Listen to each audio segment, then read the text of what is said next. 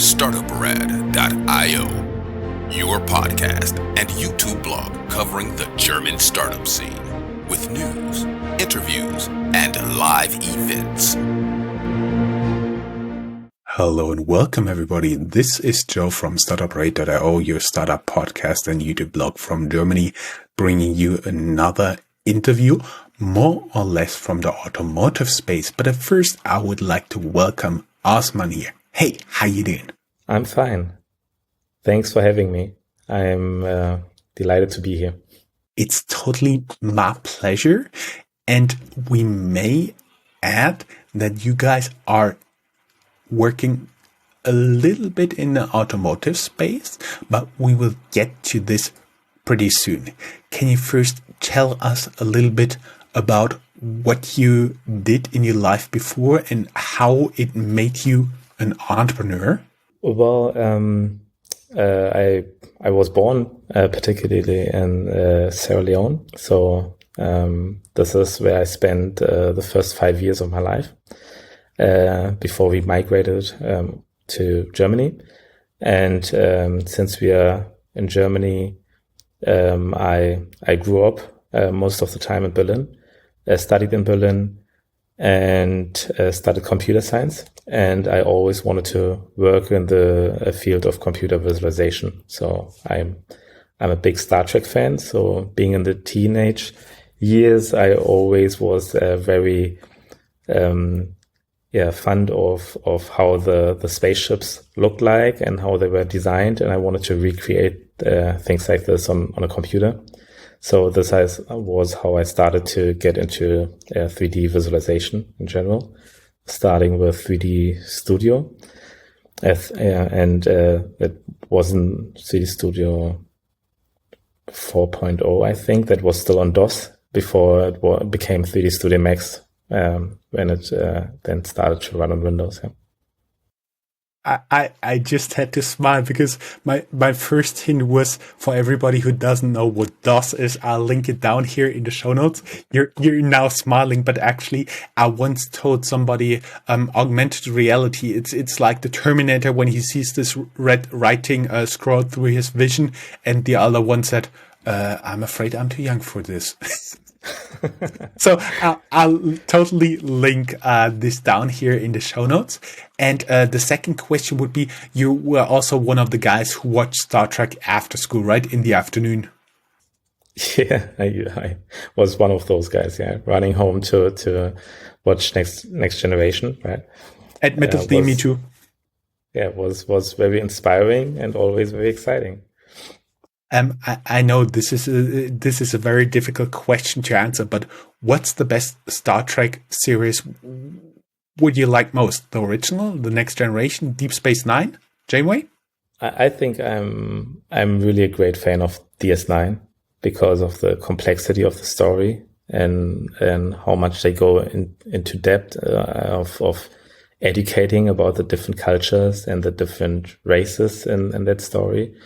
But they also, brought up a lot of, interracial conflicts, whether it's religious based or racially based. So basically, they discuss a lot of things that we are facing in real life, and that was quite interesting the way they told the story of DS9, and I think that's one of the best Star Trek TV shows. Yeah.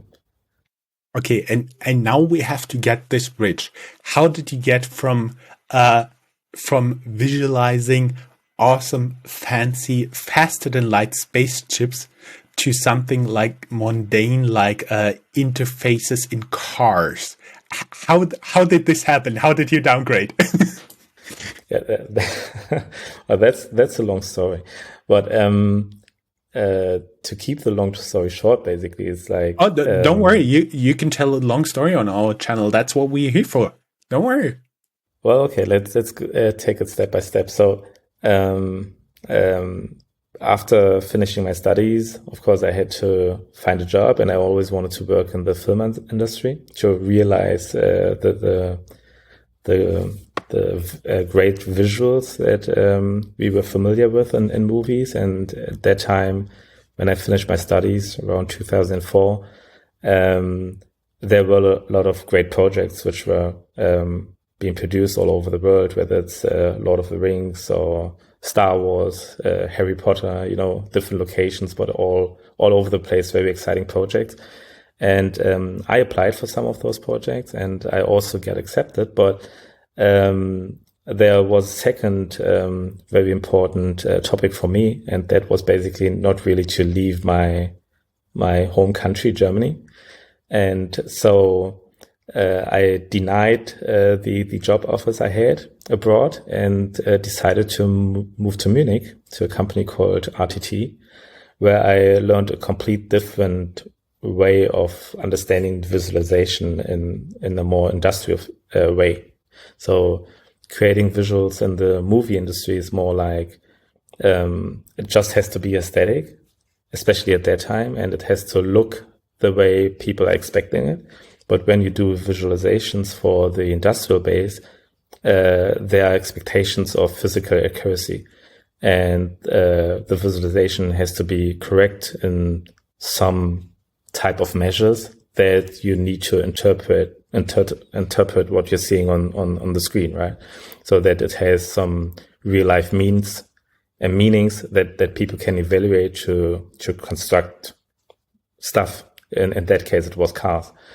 So having this understanding and learning in the company RTT what this basically means for improvement of production, I was completely overwhelmed and found this idea very intriguing. So I wanted to learn more about this. And but I at that time probably I was a bit too pushy, but the development at RTT didn't went fast enough from my point of view. So I had the luck to team up with two other guys, Andreas and Matthias, who had the pace. And so we started the company with really great real-time visualization and created the software that helped people in the industry to visualize very quickly, very accurately.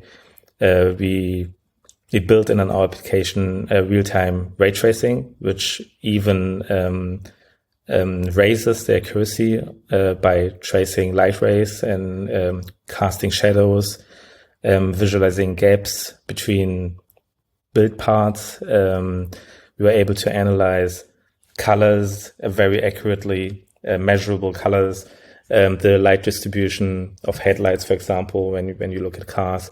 So there were really a long list of features that we were able to build in our application to allow people to do certain measurements and analysis, which were applicable to real life physical objects. Right? And that really changed my understanding of how capable a computer can be. And since then, I always wanted to work on software technologies which are being usable in real life products that can become everyday tools, right? That people are using for everyday usage. Coming from that first company, we had the luck to sell it at some point to Autodesk. But at that time, I already had founded the second company, which I'm working in now, Incari GmbH.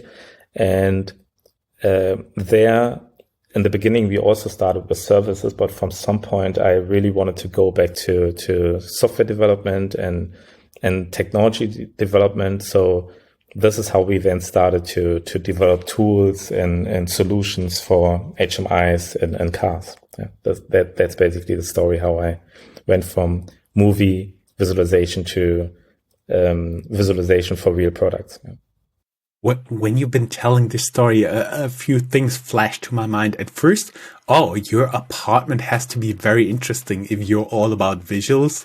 Secondly, I imagined you on your first work day designing something really fancy. Look, I made it Art Deco. Keep it functional, Osman, keep it functional.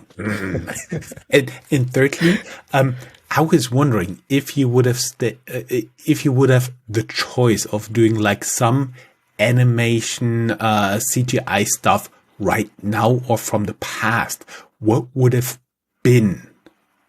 What is the most fascinating like special effects that you've seen that you would have loved to do yourself? Admittedly, my personal favorite is Pixelmundo, Game of Thrones, The Dragons. Yeah, I think there's so many extremely talented people nowadays around who are doing really great visuals. You know, it always depends on what you want to focus on, because I think, seeing dragons is of course a very interesting visual to see it in a way that you believe that it's real, that it gives you the impression of being real footage. But I think there are also people who are creating characters, faces, which already look so real, which is really breathtaking. But of course, what's attracting me most right now is when I look at shows. A TV series that I love very much is The Expanse. And they are creating so great visuals in terms of interface designs that they're showing during the TV series. That's pretty impressive because there's so much thought into their designs. You know, it's not just a visual that looks good, but it's also interface design that has functional means, that you understand how it's supposed to work if it was real. And this, I think, is really a very, very impressive visualization they're offering there. Yeah. I was asking this question for a very simple reason, because I just now want to ask, and now you're bringing this expense into the normal cars. How does it work, and what are you guys actually doing now? Because my understanding is you first had a company together with partners, and out of this, you created Incari, the company we're currently talking about. Is that about right? That's about right, but Incari had a different purpose. So the first company was supporting the virtual prototyping process by offering tools to examine concepts on a digital base before you start building up a physical prototype, because this simply saves a lot of money.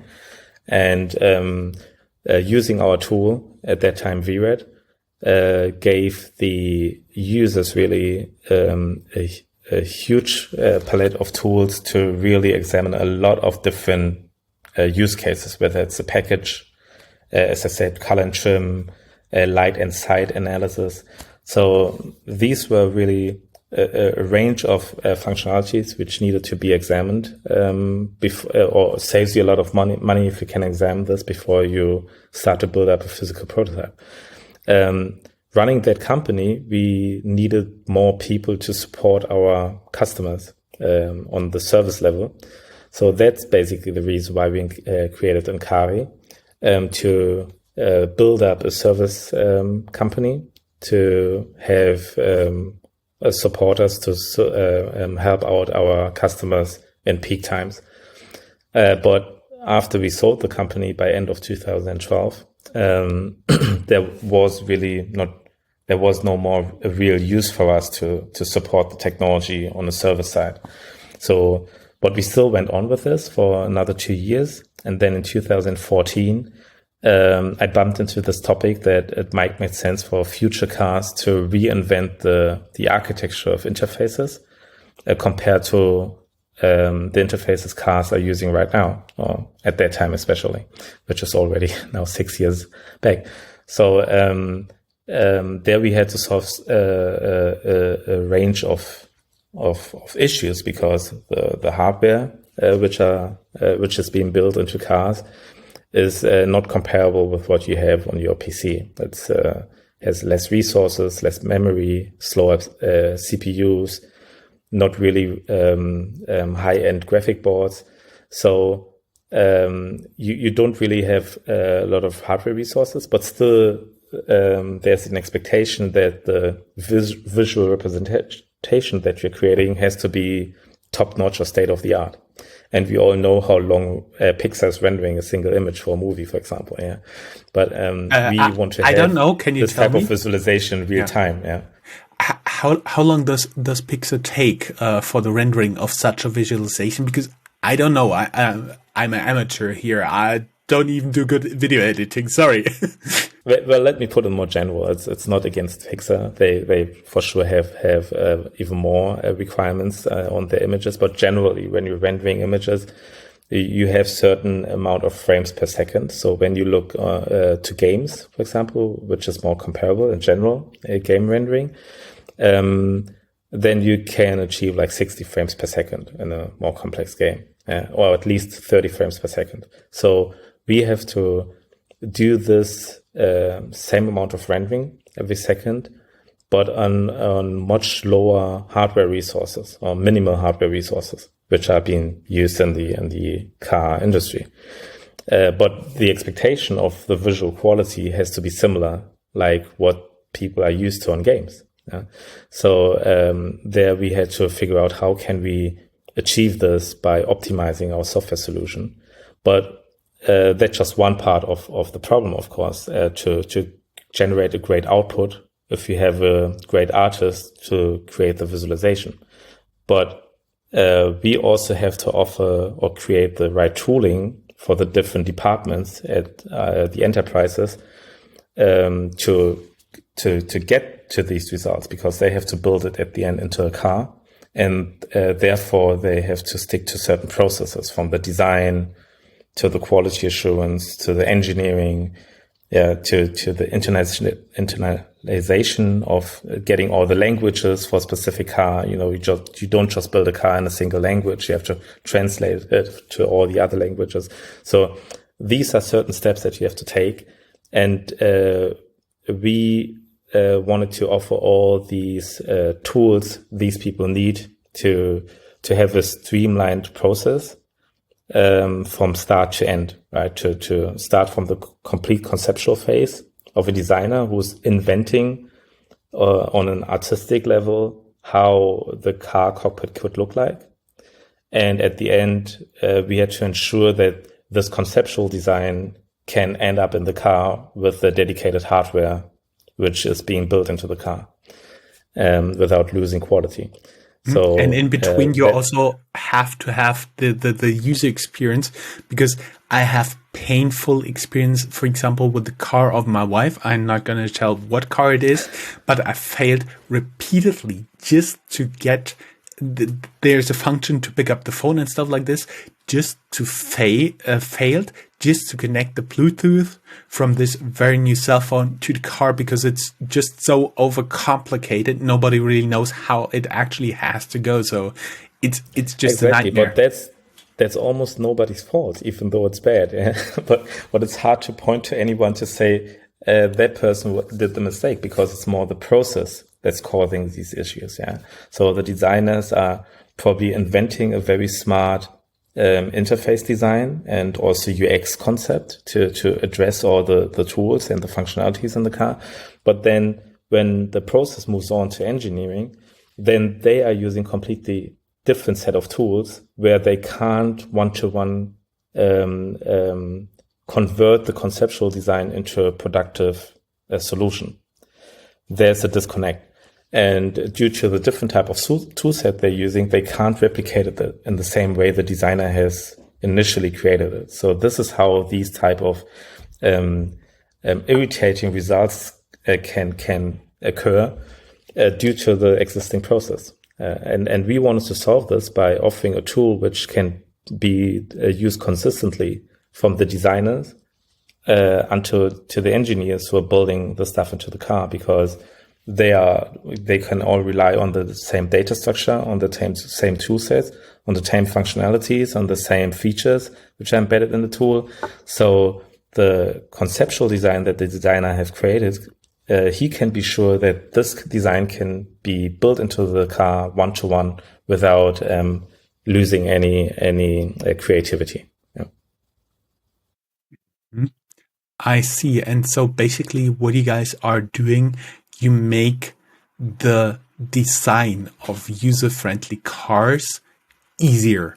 Would that be the bottom line? Initially, we make the creation of the design process. We make that easier, and also the integration into the final product is much easier with our tool, and the whole process becomes much more streamlined. So we did some benchmarking where we were able to evaluate that we were able to reduce the production time from almost 4 years to 18 months just by optimizing the process. So I said, it's not always the people in the process who are causing the issues. It's in some cases, or in many cases, it's often just the general process pipeline, how it works, which are causing the problems. And we believe by creating the right tooling and the right digital solutions, that there's a huge potential of process optimization and streamlining the development time and process in general of product creation.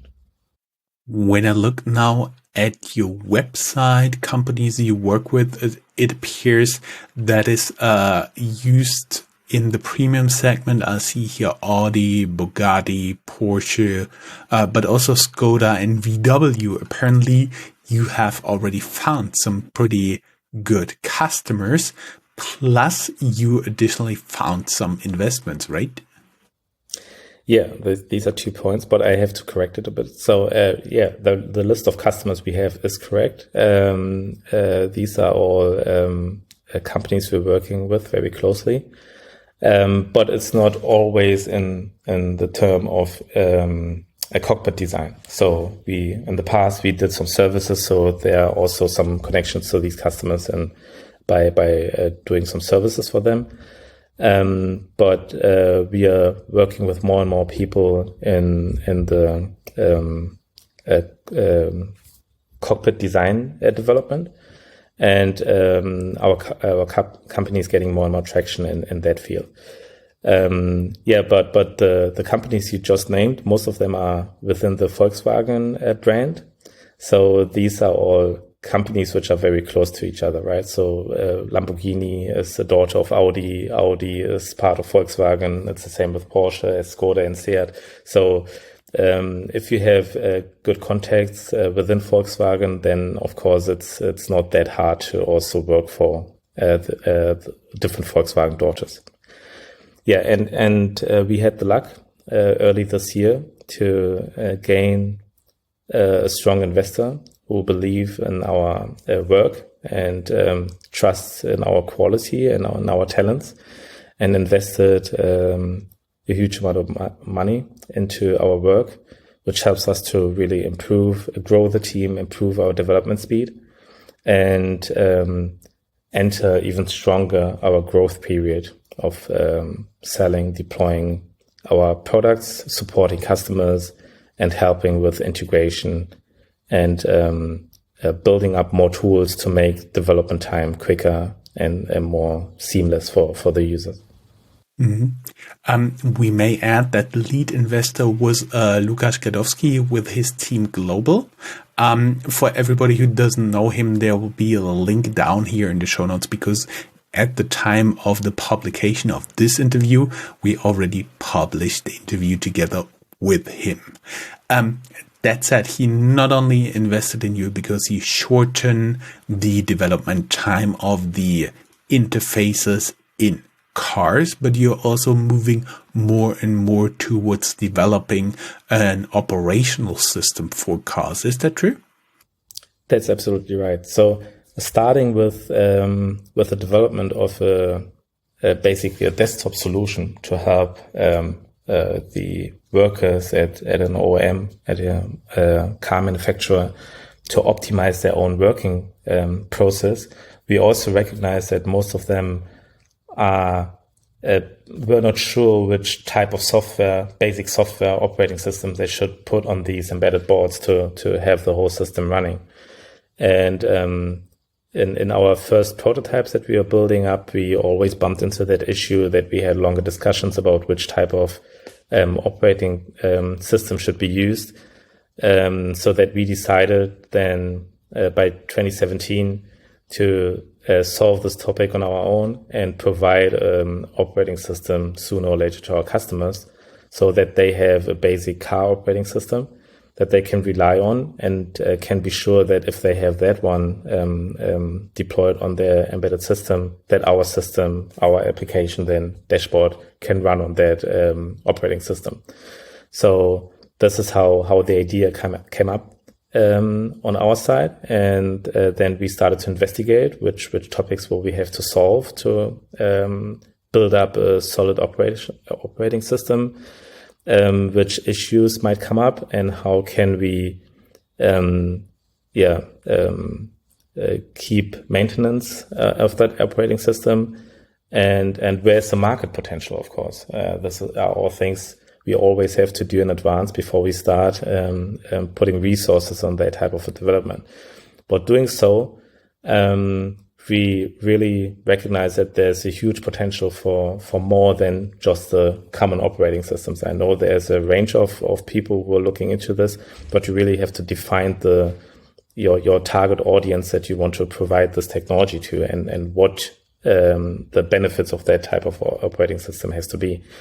And we think that there's a huge need in the automotive industry, even beyond the automotive industry. So this is why we started to put this effort into developing an operating system. And we think that it's really important that there is sooner or later a solid and sophisticated operating system which is based in Europe, to really give European enterprises an alternative system that they can rely on, with a different type of business model, with a different understanding of privacy and data ownership than the American providers are offering. So this is why we see a huge potential there to find a great market entry with our solution when it's ready. When we're talking about the operating system of a car, we don't talk about like one size fits all. I assume you have a certain area of cars you're looking at, you develop your operating system for. I cannot really imagine that a big truck somewhere in a coal mine would run on the same operating system as, for example, a high-end sports car. Well, they can.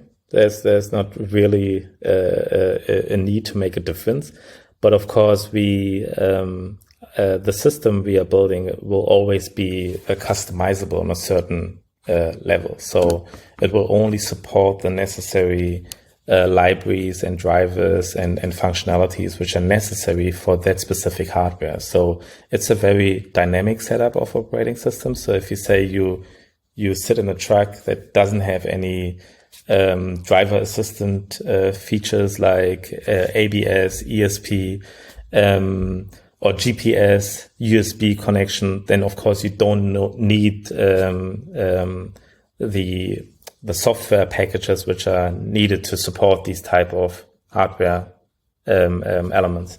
But if you are building something up which has all these type of things, like a luxury sedan, then of course the operating system we will deploy will support all these features to make all functions complete, of course. What would be the type of aspects, or just for me and my audience to understand, what you need to take care of if you have a car operating system? Does it make a difference if it's an electric vehicle, if it's a combustion engine, if it's a gas run engine, meaning actual gas, or all the aspects of security, running the car, plus the emergency assistance programs, plus of course entertainment? I think there's like a big bundle of things you have to take care of, right? Well, I have to clarify something at this point. In a car, there's not just one computer system or just one operating system running. So this is something that has to be cleared in advance. So a car basically has several layers where different players are involved in. And what we are offering is the main machine interface, right? So where our role is not on really safety critical parts of the car, This has been done by other people. We are taking care of the communication between the car and the driver. So the signals that the driver is receiving from the car, or signals that the driver is setting for the car to change certain parameters.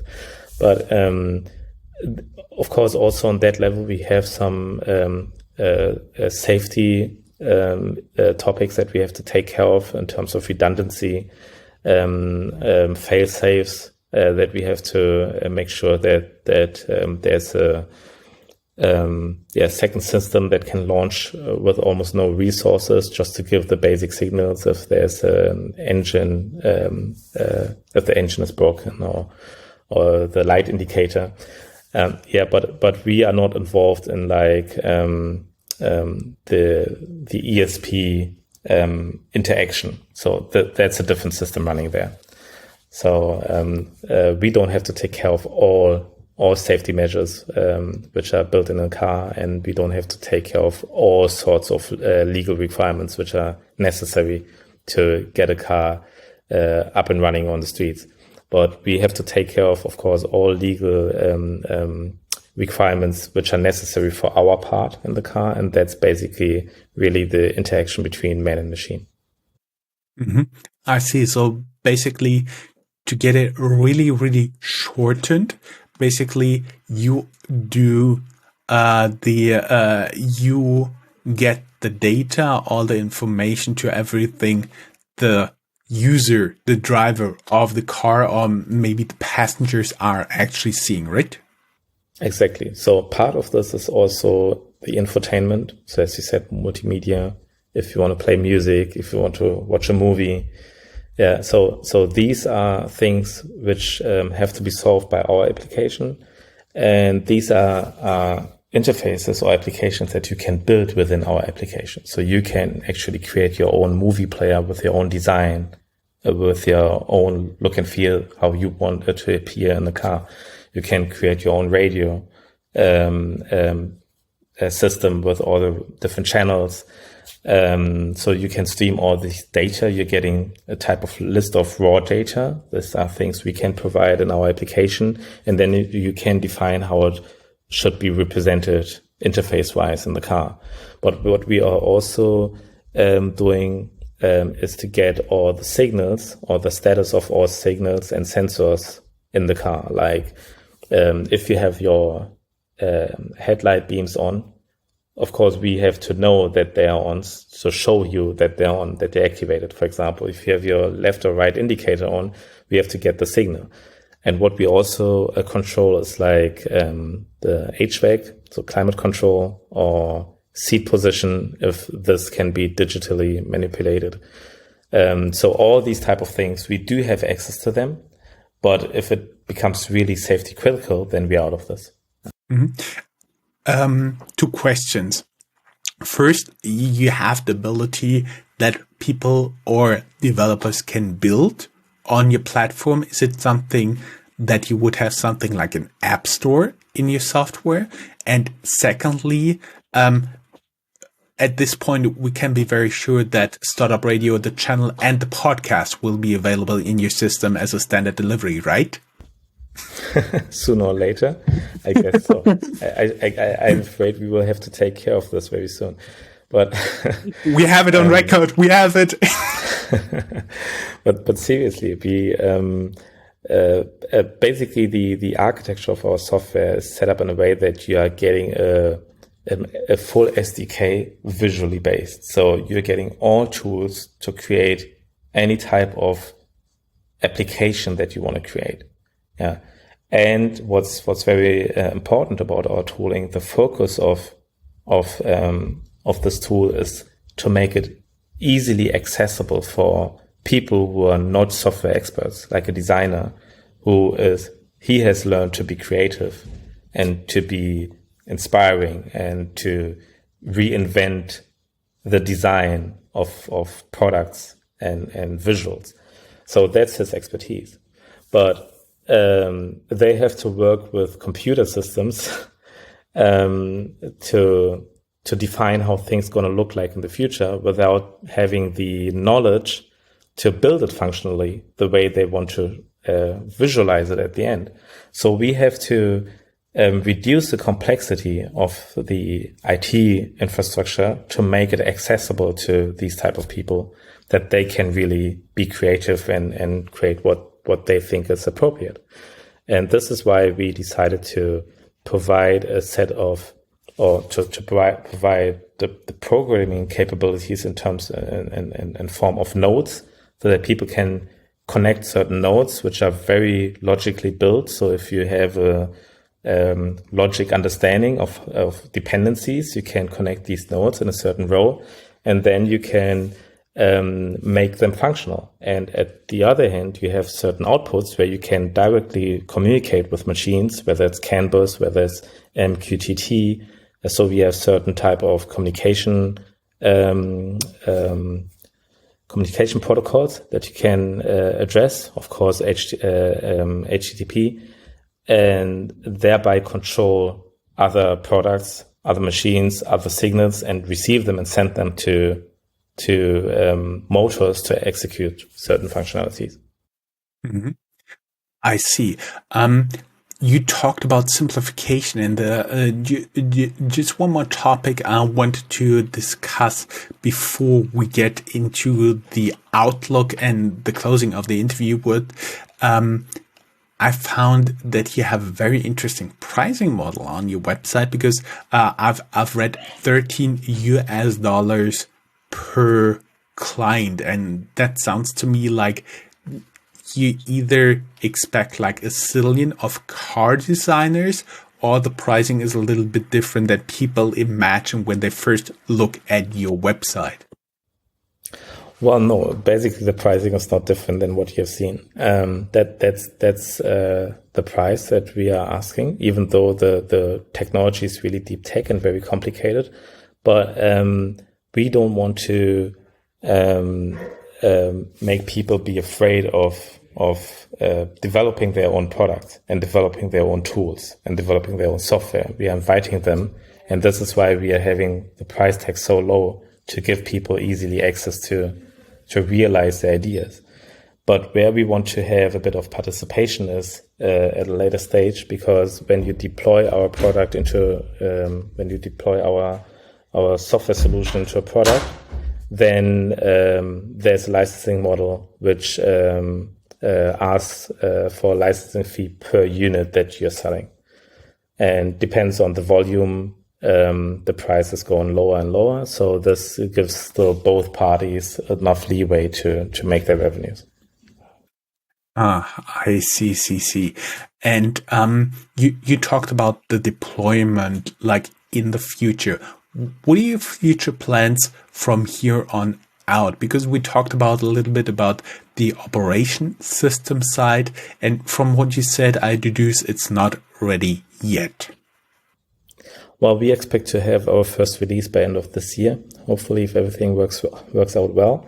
And this will, then we will present it also on some hardware we are designing, to give people a real good impression about what we expect, how operating system should look like in the future and how they should function. And by end of this year, we will give you more detailed insight about how it looks like, because we believe that we will disruptively change the understanding of operating systems compared to how they are being understood now. So I guess there's going to be a small surprise for all of you. But it's not going to take too long anymore. By end of this year, we will be ready to show you all what you can expect from us for the future. Mm-hmm. Depending on other circumstances like Corona, it may be beginning of next year, but whenever you're ready for it, let us know. And of course, we'll get an update here in our blog post. Everybody who'd like to learn more, you can go down here in the show notes. There's, of course, a link to the LinkedIn profile of Osman, as well as a link to the company's website. Osman, thank you very much. It was just a pleasure having you here. You've been a little bit nervous at the beginning, but we're recording now for almost 40 minutes, and you did very well. Thank you very much. I really enjoyed the interview. Thank you for having me. It was a pleasure for me too. Thank you very much. Thank you. Bye-bye. Bye-bye. Take care.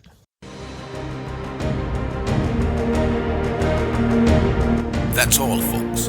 Find more news, streams, events, and interviews at www.startuprad.io. Remember, sharing is caring.